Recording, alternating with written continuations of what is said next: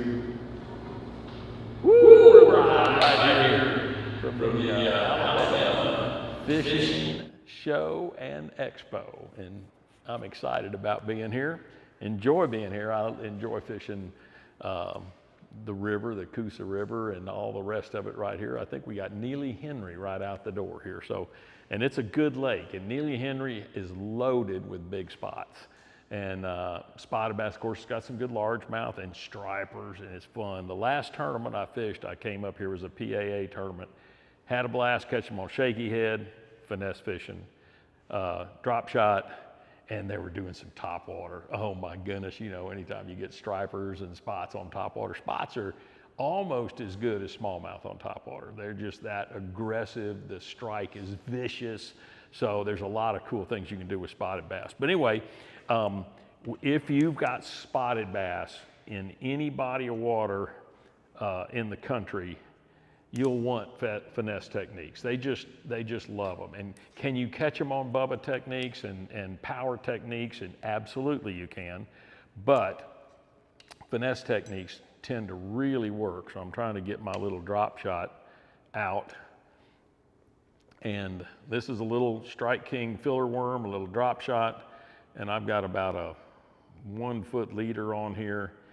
And I was using this just last week at West Point Lake catching spotted bass. So drop shot rig, simple rig. It's kind of easy to tie. Finesse techniques generally will start out with spin and tackle. A lot of people call it, you know, fairy wands and wimpy stuff and all that. Well, I can tell you, I've won a lot of tournaments with spin and tackle. I know I won 3 at Rayburn catching them out of bushes, which would be like catching them in these chairs and catching 7, 8 pounders and on 10-pound test line with spin and tackle. So spin and tackle gives you some unique stuff. It's a free flow of line, and it's not just like a bait caster. You have to present the rod speed and all to get that spool spinning. With this, all you need is to just open the bail and the bait goes. So it's a lot easier to cast. In fact, in general terms, when you start kids out, the first thing you do is you start them out with a push button, you know, like a Zebco or a push button reel, and then you move it up to spinning reels, and then you turn them into bait casters. Now, I do know one kid that at 5 years old, he caught a limit of bass on his own on bait caster all by himself. 5 years old, throwing a bait caster. That's pretty good. And he is incredible right now too. He has grown up to be an amazing bass angler. But anyway, but that's the way I started. I started with a push button, 202, and then I graduated up to ready for this, a Mitchell 300 reel that my dad was had gone overseas and got some Mitchell 300s. But I've incorporated them. So you gotta understand, these are tools. Bait casters are a tool like a winch on the front of my boat. That tool manages heavier line better, manages power better. So finesse techniques, can you do them with a bait caster? Absolutely. You'll see some of these Japanese guys using 6 and 8 pound test on bait caster. I just know if you have one little mess up with 6 or 8 on a bait caster and you nick it, you're probably gonna break it, where it's so much more easy to use it on a spinning reel. Now, when I look at spinning reels, this is a 3000 spinning reel, which is a wide spool. That's what I look for, is a reel that has a wide spool. This is a Lew's Custom Pro. Most of mine are Hyper Mags and the new Custom Light, which is like an amazing reel because it's really super light. So the Lew's Custom Light, this is just an old one that I've had, and I just grabbed it. It was the first one that had the drop shot in my boat this morning at 4 a.m., by the way. So, but Lew's Custom Light, and I match it up on most of my rods are gonna be about 7 foot in length and a medium action, sometimes a medium heavy. Now, a shaky head, I like to have a little bit stiffer rod, but a medium fast taper works fine, but you wanna be able to set a hook with a shaky head. That's the next technique I'll talk about. But with all these techniques, I use the same thing. Same rod, same reel, same line. You know, I got Seagar on here. And I back every spinning reel I rig the same. So I back it with just any type of line that I've got hanging around, old mono or stuff that I'm taking off a reel, gonna throw away to re-spool. And I'll use that as backing till I'm almost full. Then I'll spool about 100 or 150 yards of braid, usually 10 or 15 pound. This is Seaguar Smackdown braid. And then I'll put the leader on top of it. A lot of times we call that top shot, which is the leader that you tie onto the braid. And everybody asks me, what knot do you use to tie your braid to your fluorocarbon leader?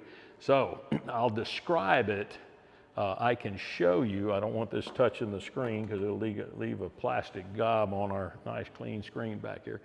So what I do is you've got your braided line and your fluorocarbon line, you know, the ends.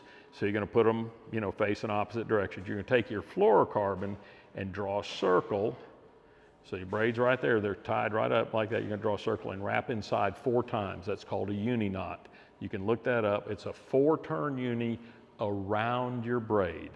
Right? So now you're left, you kind of cinch that up. Now you're left, here comes some more.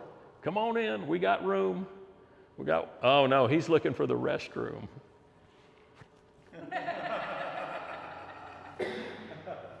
It's the one before, right there. That's embarrassing. Yes, we're having fun. So anyway, you got the uni knot tied, 4 turns. Then you have your tag into your braid. You just put your fluorocarbon lead. You put your finger there till you split the braid and the fluorocarbon. Wrap your braid 12 turns around it, come through the bottom where your finger split them, and then back through the top where you came down. That is an improved clinch knot. Everybody knows that knot. It's a 12-turn improved clinch. So it's 12 turn is the braid around your fluorocarbon, 12 turn improved clinch, and a 4-turn uni that's at the back of it. That 12-turn improved clinch grabs your line and holds it kind of like an FG knot does. It just grips it and doesn't let it move. It's a very simple knot. You can tie that thing super fast. Now, if I'm at home and I'm spooling up and doing everything for a tournament ahead of time, I tie the FG. Learn the FG, it's a great knot. I can tie them pretty quick now.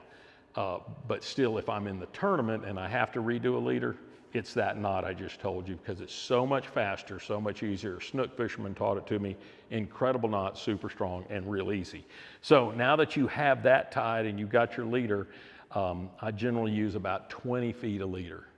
You know, some people go, well, why 20 feet? Well, you know, you're making a drop shot, and when you retie this right here, you lose not only your foot, you lose double line to tie your knots and all this. So if I only made it a 3 or 4 foot, I'd be tying leaders all the time, you know, retying my fluorocarbon to my braid over and over. If I do one big one, right, then I can retie how many ever times, and I never have to retie the leader. You know, in other words, the leader to the braid is 1-time tie, and then my knots, I can just keep doing them for a long time. So that's one reason. But the other reason is when you have a long leader of fluorocarbon, it makes the bait act like it's total fluorocarbon because you got a lot of leader, and it's just so it lets it float right, lets it sink normal. It makes it act normal rather than having braid. Braid tries to float. Okay. Now, does that mean you can't throw straight braid on a drop shot? No. Straight braid on drop shot works, and I'll give you the story. I took my grandson, I was filming with him, and he's like 5 years old, so he's a little spud, and he doesn't have much hook setting power. Well, he lost about a half dozen fish, and we're trying to do this show, and I just thought about it. I said, why not just cut the leader off and put him straight braid? It doesn't stretch, he can set the hook. And he mashed them. I mean, when I say mashed them, his little weenie hook set, he'd catch them. He just, he'd catch another one, he'd catch another one. He got so many catches now that I couldn't finish the show. I was trying to do talks that I had to do for content in the show. And he'd like, I got another one, Gramps. I'm like, hold on a minute, you know, and I couldn't hardly finish the show. So braid will work on a drop shot straight, but I like fluorocarbon. And the Seaguar, this is actually on this one, this is Tatsu. I usually use InvizX, but they both work really well. And what happens with fluorocarbon is the same refractive index as water, so it basically disappears, gives you more strikes. All right, so we've got the reel, we got the rod, and we got the line. Now we take a hook. This is a little TK 180, which is one for weedless drop shot. And that means that I can put this drop shot into brush and heavy, nasty stuff and not get hung. If I'm fishing smallmouth or open water around rocks, I use a nose hook. So I'm going to use a little, I think it's a TK 150 drop shot hook.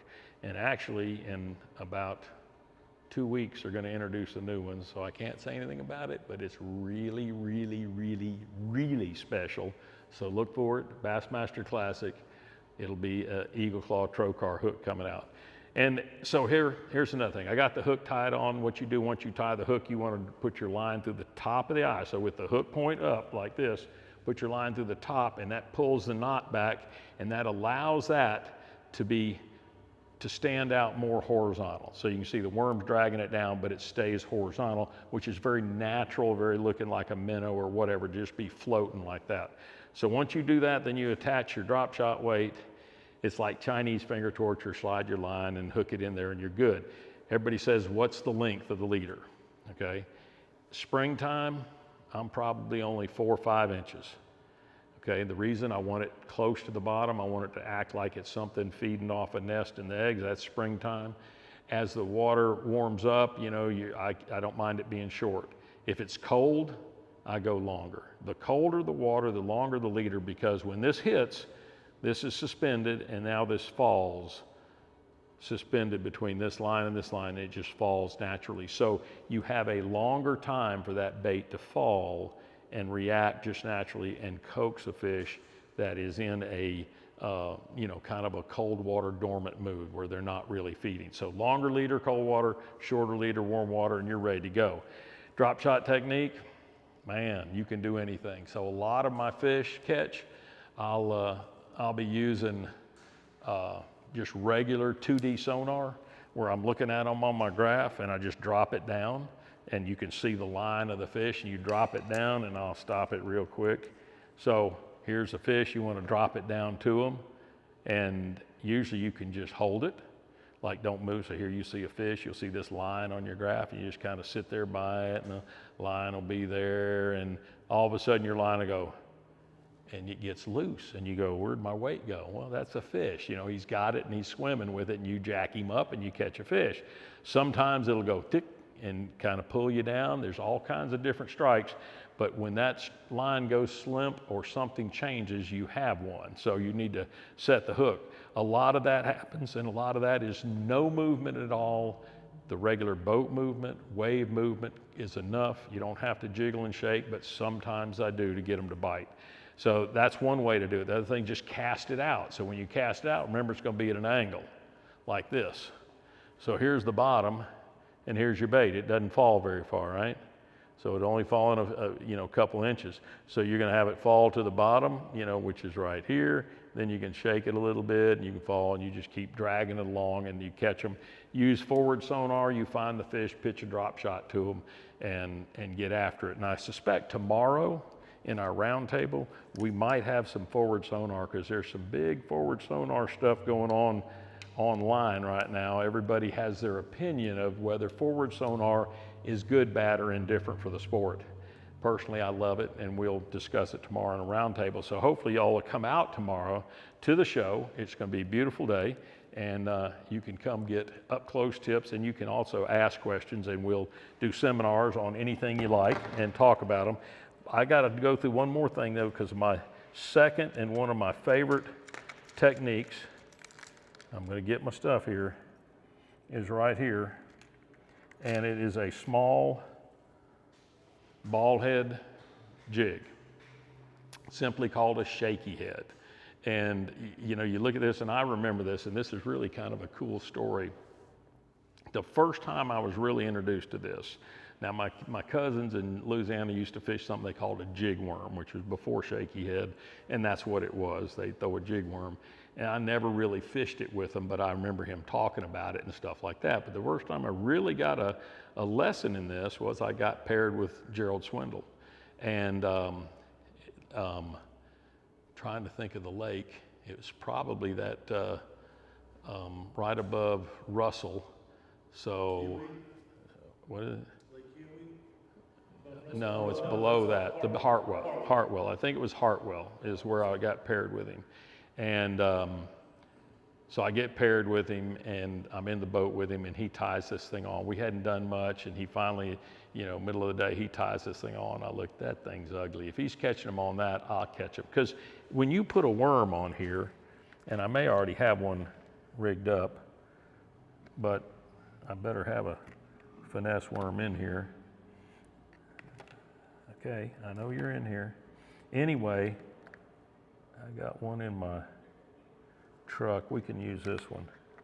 So when you rig this, I'll rig this real quick. Usually use a straight tail finesse worm, and when you rig it, you're just gonna, you know, put it in the head just like you would anything else, and you come down and you squeeze it up the head. So then you're gonna hook the hook in it, and this is what it's gonna look like. So you got this waddy head, and it kind of angles, and I thought it just looked flat ugly, and the bass love it because what does it do? It does like this, kind of stands up, it's very finesseful, and they eat it. So I tried a Texas rig and it didn't work, and Gerald just pounded me on a shaky head, and I remembered it, and you know what I did?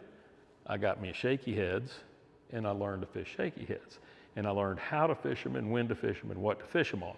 So, and I use the same equipment, the same line, same everything, same setup.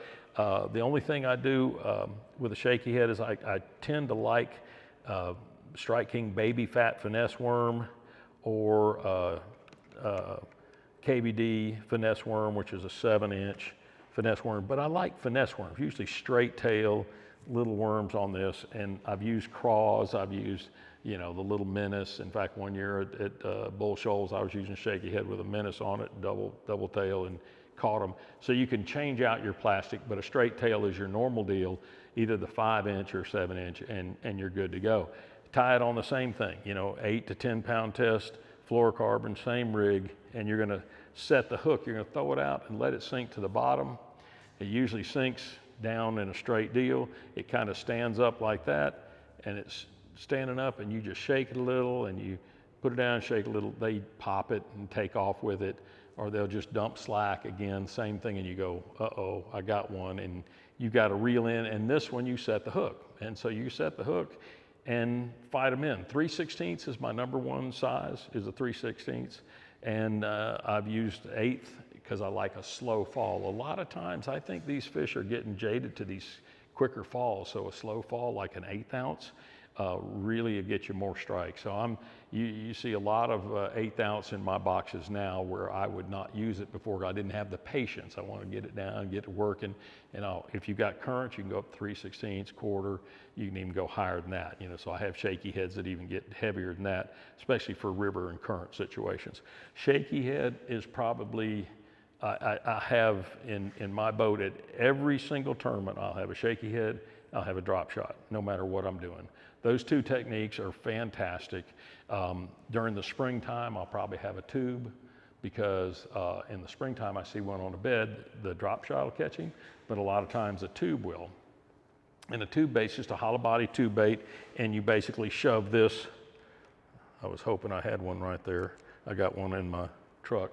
So you just shove this up in it, tie it on so it's got the weight inside, and it spirals, and it is a crawfish minnow imitator, and you'll have a great success with that, just fishing it. You can't do anything wrong with that with a tube bait. Just throw it out, let it sink, drag it on the bottom, twitch it, pop it, swim it, whatever you want to do. You'll have fun with the tube bait.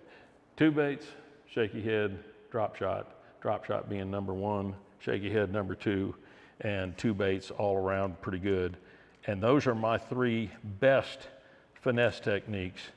They have a lot more techniques. You got a Ned head, you got a, the new Ned baits are all just, you know, really good. I'm having a brain fart on the one that you hook in the middle and weight the end with Nico rig. I use that a lot too. So a Nico rig is an incredible finesse technique also. Using soft plastics is about, you know, the finesse techniques that you can use are about tricking fish that are not falling for normal baits. You know, your thunder cricket, your bladed jig, your swim jigs and all that. This is getting those finicky ones, those ones that are laying up under stuff. You can get a spinning rod and skip way back up to them. You can get them into some sneaky places. You can have stuff that's so natural and lifelike with a great fall and great action. And so that's really what you do with finesse techniques. And that's pretty much a quickie. That's a quickie. So Make sure you come out tomorrow because we're going to have a bunch of seminars. They start at 10:30, is that right? I think 10:30 is the first seminar. We'll have a big round table. So we have Matt Herron from the Elite Series. We have Paul Elias, Hall of Famer Paul Elias, still holds, even after last week, holds the largest stringer caught in a BASS tournament, not single day, but 4-day total of 132 pounds. Almost got beat at Lake Fork last week, but he held on. So Paul Elias is still the record holder and still Hall of Fame. And then I'll be in that discussion too. So come on out, enjoy the show, man. This show is really cool, man. We got jawjacker baits, we got crankbaits, we got spinner gates, we got Triton boats, we got the most incredible amount of fishing tackle here that you'll ever see. It's really cool. If you can't find it here, it probably doesn't exist. So come on out to the Alabama Fishing Show and Expo right here at the venue at the Coosa Landing. So.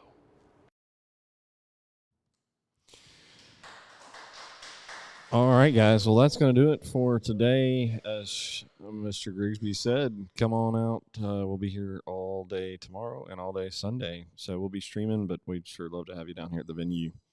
Y'all have a good night, and we'll talk to you tomorrow.